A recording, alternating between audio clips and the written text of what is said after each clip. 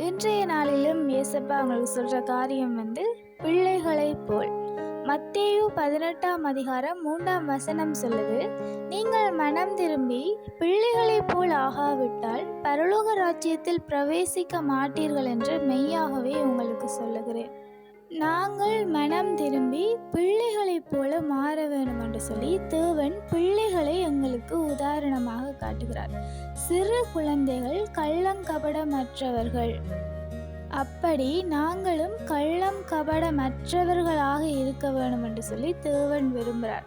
சிறு குழந்தைகளை பார்த்தால் எப்பொழுதுமே அவர்களுடைய பெற்றோர்களை சார்ந்து வாழ்வார்கள்.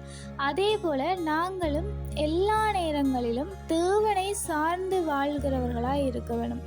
எந்த ஒரு நேரத்திலேயும் தேவனை விட்டு விலகி போகாதபடிக்கு எல்லா காலங்களிலும் தேவனை சார்ந்து வாழ்கிறவர்களாய் அந்த பிள்ளைகளைப் போல நாங்கள் மாற வேணும்.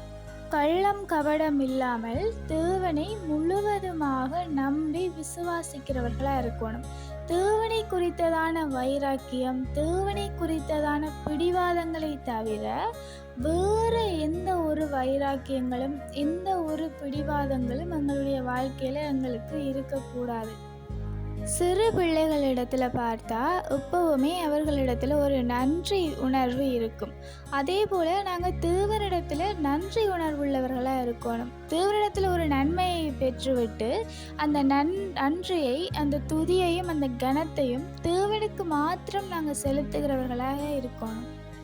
தேவன் சிறு பிள்ளைகளைப் போல நாங்கள் மனம் திரும்பினால் ஒழிய பரலோக ராஜ்யத்தில் பிரவேசிக்கவே முடியாது என்று சொல்லியிருக்கிறார்.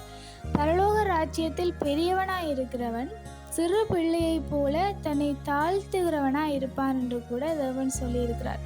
சிறு பிள்ளைகளுடைய மனம் எப்படி வெண்மையாக இருக்கிறதோ அதே போல எங்களுடைய மனங்களும் வெண்மையாக மாறட்டும்.